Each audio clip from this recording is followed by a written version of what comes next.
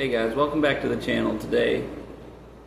Today we're going to do something a little bit different. I've been doing a lot of body work on the truck behind me and it's moving really slow, super duper slow. I know in one of the videos that I made here a while back that I mentioned something about trying to put some rear end oil in my lawnmower. I haven't got around to doing it. I haven't even really gotten around to mowing my yard yet, but that's a whole other video.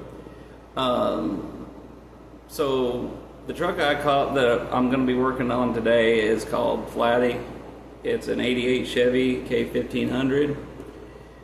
It is a truck that I have been looking for a long time. I was actually looking for a 2500 with the 454 and the NV3500 summer cast iron case transmissions, but they're a 5-speed still and a 3/4 ton. In my opinion, they're really good trucks, and those type of trucks are getting hard to come by because they really were used a lot for like feed trucks on farms, pulling hay trailers, cattle trailers, car haulers and stuff back when gas was pretty cheap, because it has the 454 in it.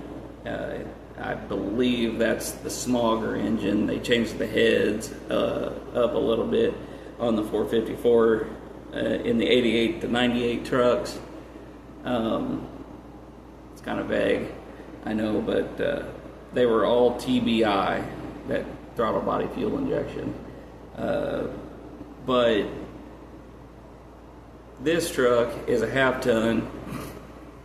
And I've seen a lot of hard work done with a half-ton truck, and with it being a 5-speed, it helps out quite a bit. I got a little bit of heavier tire on there. They don't make that tire anymore. They're old, but they're good. It is a New Venture 3500. That's their light-duty 5-speed. It's the same 5-speed that they put in the S10s, the Sonomas, and stuff behind the 4.3. Because I think, as most of us car people, we know that the 4.3 is just basically a 350 cubic inch V8 Chevy with 2 less cylinders. That's all, really. And, so they put that in their light-duty, full-size trucks. In my opinion, I don't really know if that was a real good choice, but I get it. You know, they work. But when they're new, they come out with a specific oil. It's called Synchro Mesh. You can get it at your local dealership. I think they still make it. I think other oil brands make it. But if you have an older New Venture 3500 transmission like mine, you're going to want to use like a heavier weight oil. There's a lot of people who have different opinions on that, but I put Synchro Mesh in this one after I picked it up from the guy I found it from, and it leaked out at every crack, crevice, seal, everything, with new seals.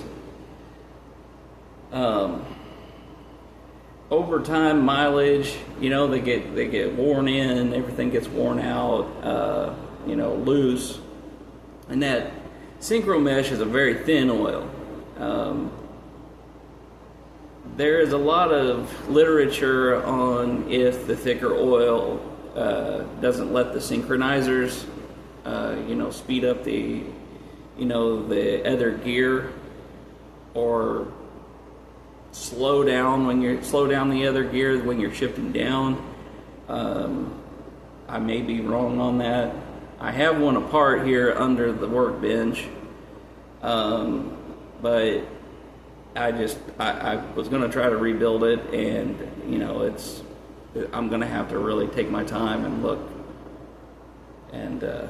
into it and really study it. The one that I have under the workbench that is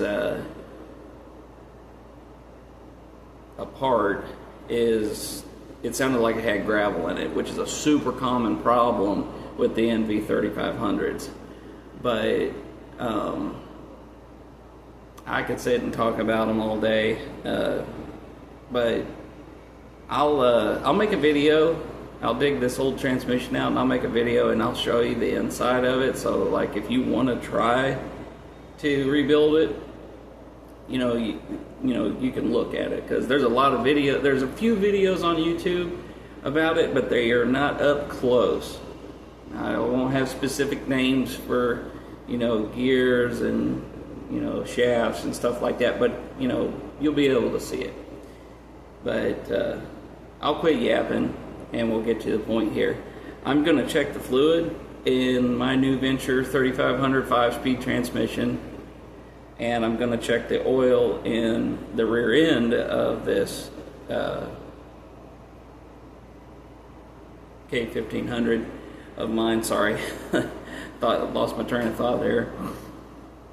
And I got a little bit I got some mystery oil getting slung around in the engine bay that I don't know where it's coming from, because where it's lined up with, there's a lot of parts that aren't oily, and it's some mystery oil and I can't figure it out. Doesn't smell like engine oil, doesn't smell like gear oil, but I'm just going to clean it off and see if it reappears. I'm thinking it might be air conditioner compressor oil. If it is, I'm going to have to look into that, which I'll have a video on that too. So what we'll need for the NV3500 is this massive Allen wrench. Some of them have been switched over to a regular, plug. Some of them are male, some of them are female. The ones that'll take a wrench, but mine particularly is for the NV3500 original Allen screw. And I think the GetReg transmission, it's a lot alike, or they're a lot alike, but I think it does actually have the wrench plug. I also am going to be using a mixture of 75 90 weight fully synthetic marine Lucas. It is not in the original bottle, but I do have a bottle here if you guys would like to use it. It's a little bit thinner, but it still has the same lubricating property as the thicker Lucas oil. I don't put straight Lucas in it because it does shift very, very, very, very hard that way. The synchronizers are not able to spin and speed up the next gear, if you will, and on really cold mornings in the wintertime, it hardly will shift. So I use that marine oil, 75 90 weight, and basically a couple drops of the regular Lucas. It's just kind of a mixture of my own concoction that seems to work for it.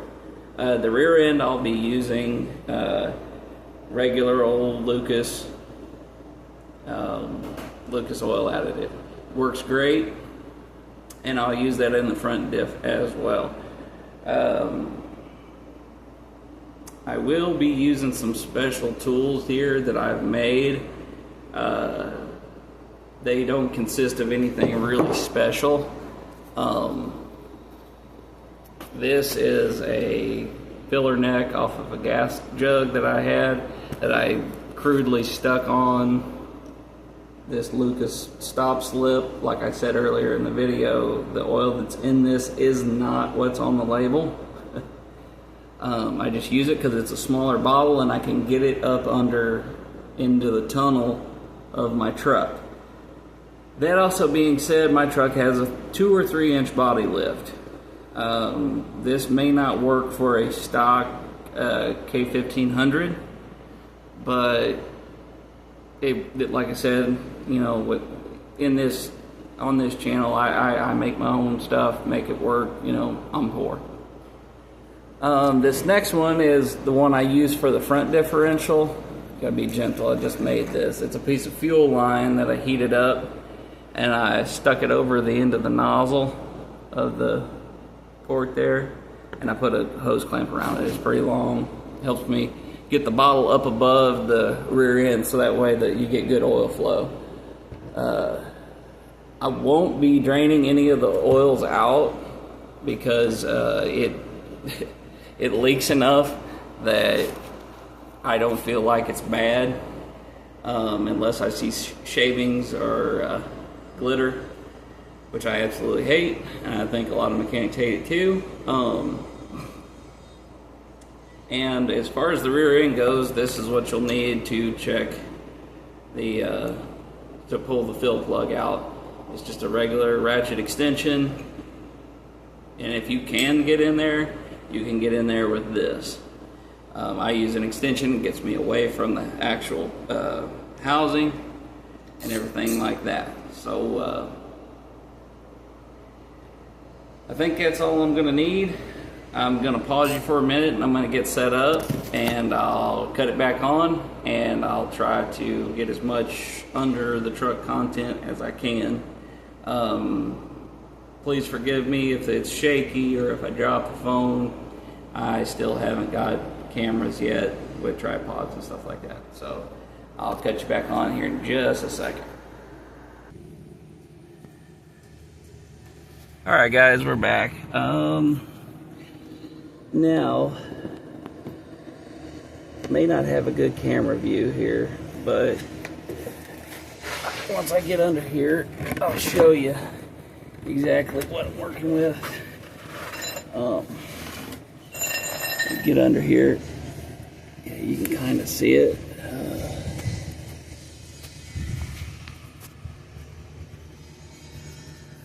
You can see the fill plug there. I'll be using the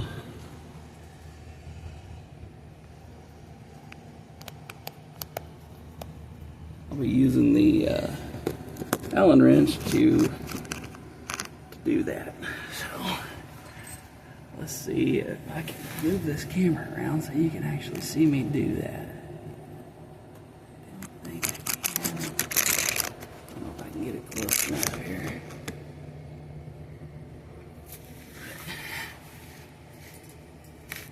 Yeah, it's right here. You might be able to see it if you zoom your camera in.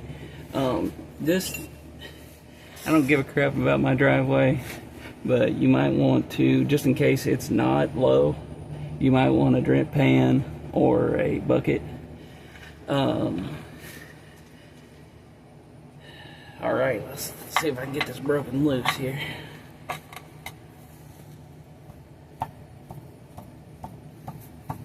It's probably way too tight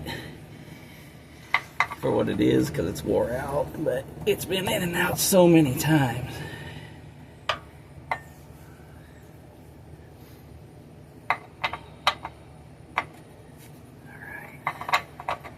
Now the tricky part, unless you're a genius or a whiz, I don't necessarily have all the threads counted, so when I'm backing this off here, I may get a surprise. I'll get it on video. You guys will get a good laugh. Let's see here.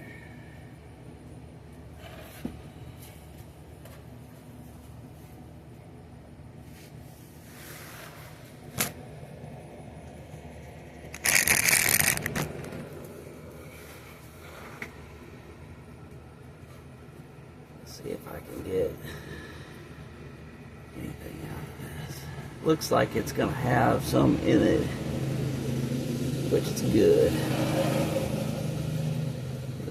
It's looking like it's trying to creep out anyway. So, looks like I'm at the end there.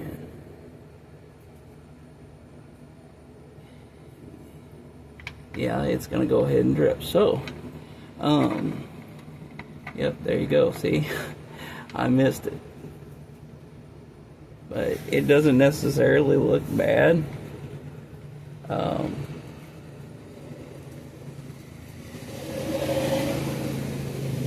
neighbor's riding his 5 horsepower little scooter. Let me go get a paper towel and I'll show you guys what this oil actually looks like after several months of running it.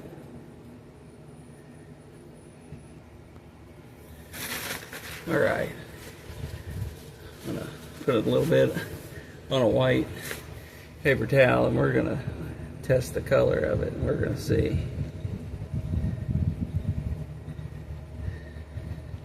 Concrete's pretty clean, but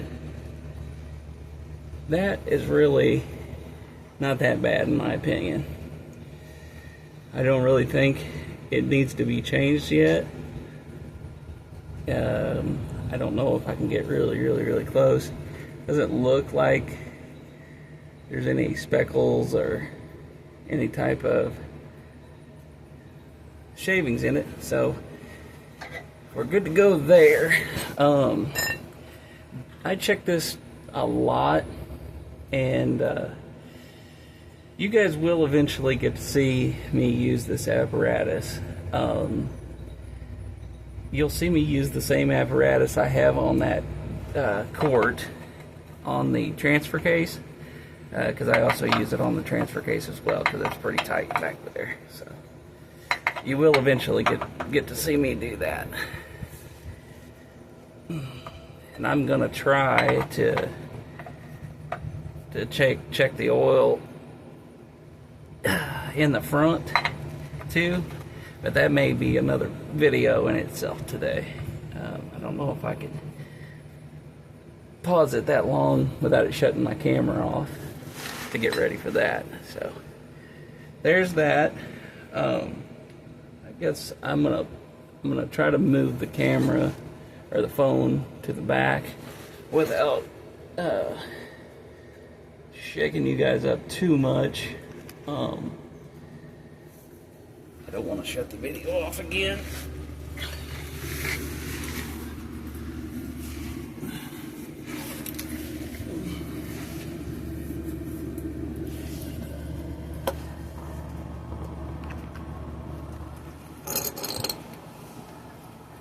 I don't know if we can see it or not in the video yet, but I believe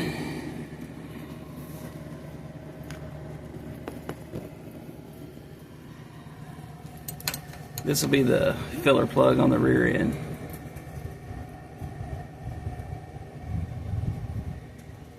Just use your socket and extension, and you can go about it that way.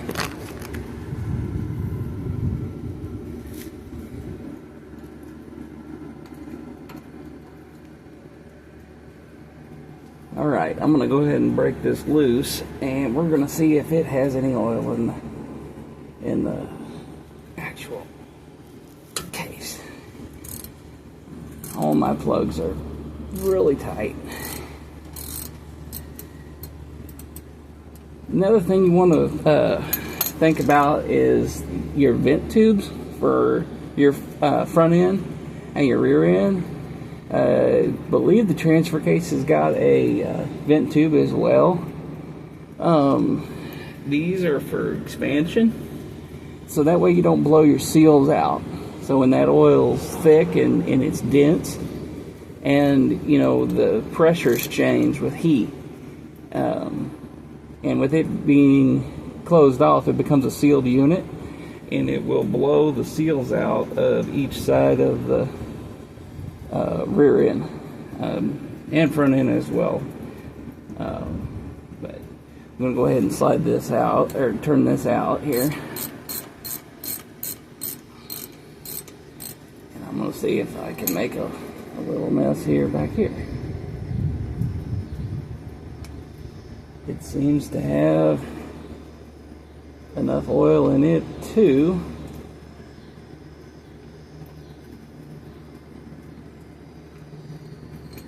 I'm having trouble getting it rethreaded back in there. It's hard to see. So I'm going to go ahead and tighten that up.